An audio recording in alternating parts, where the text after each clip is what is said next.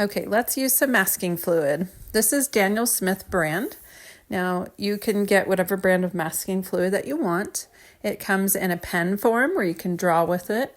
You can also get it in a jar and use an old paintbrush to put masking fluid on your paper.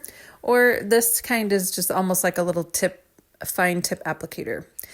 And masking fluid's purpose in watercolor is to save the highlights or the white of the paper so that you can paint over top of that and still be able to rub that off later on and keep the white of the paper. So here I'm just drawing a bowl and I'm making this little S design on the front, S-shaped design on the front of it. It's just out of my imagination. I just wanted to be really loose with this and just show you what the purpose of the masking fluid really is. And masking fluid takes a little time to dry, but you can also speed up that process using a heat gun, which I will show you in a minute.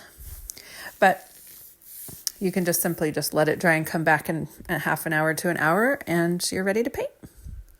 So I grab my heat gun and just go over top of this a little bit. I'm a little impatient sometimes. Now it's dry. You can just touch it and you'll know that it's dry. It's kind of like a rubbery texture.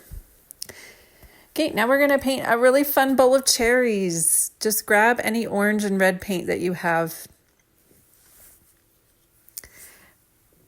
And I'm just painting round shapes as cherries. Some are in front of the other cherry or behind. And I just go with the tip of my brush. This is a number 6 brush. It's one of my favorite brushes to use.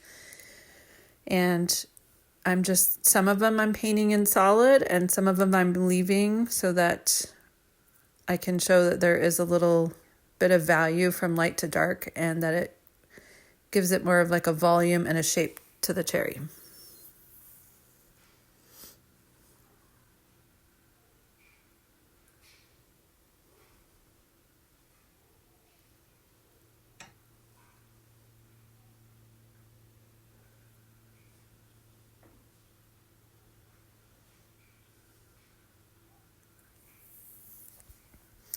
While it's still wet, tap in a little bit of purple or blue.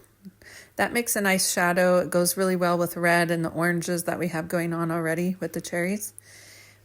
You know, cherries are different shades of red. It can range all the way from light red to dark bluish purple, a deep mauve color, right? So go in with some shadowing and these will look great. Now I'm doing the bowl. I chose to do an aqua color, which is a mixture of green and blue. And I'm painting it on really light at first. Watercolor, you just have to practice with getting enough water and paint ratio. The only way I can teach that is you're just going to have to practice it. You're going to have to paint every day. You don't have to, but it is fun to paint every day, even just for a few minutes. Watercolor paintings can go really quickly. So you could paint a whole painting in about 5 minutes sometimes. Especially painting loose, like the style that I like to do.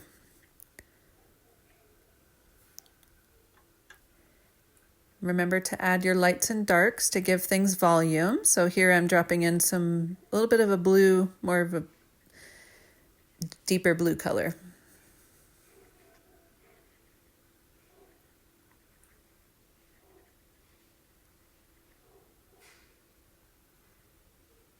I even touch a little bit of it onto my cherry. All right. Now I'm just kind of going back in over top of my cherries, making sure they have a little bit of different colors and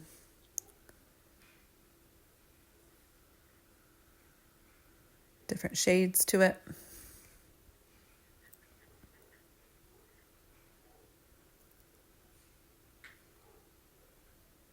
Got to add a little stem for our cherry, don't we? I couldn't decide if I wanted to add more than one stem, but I thought one just looked really cute. Almost like the cherry on top of a sundae, but this is just a bowl of cherries. Okay, a flat wash brush. Now, flat wash brushes are really fun because you can just be really expressive with them. I decided to use a little bit of, let's see, it was a little bit of Payne's gray, but it had a little tint of green to it. And I decided to show that the cherries are sitting on a table with just a little bit of shading for the table. And then stripes. Stripes are fun. And this is Payne's gray, just really loose and expressive, really using your whole wrist and arm to get those stripes in there. Wherever I didn't measure these. This is a very loose painting. So now I'm going to grab a rubber cement eraser to take off the masking fluid. You can actually take the masking fluid off just by rubbing your hand over top of it.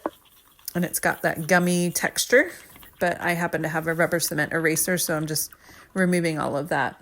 And isn't that fun? You can see how the S pattern starts to pop out because I gave the bowl, a rich blue color. Aqua, really aqua. It's like a green blue. And then now you're seeing the rim of the bowl because that's how I had drawn it on with the masking fluid. And I did add a little bit of shadowing underneath that bowl as well to give it, just show that it's heavy and it's sitting on that table. So here I add a little bit of blue, ultramarine blue, and then a deeper blue where that bowl is sitting. It just really pops out. Okay, that's it. Consider subscribing and following along.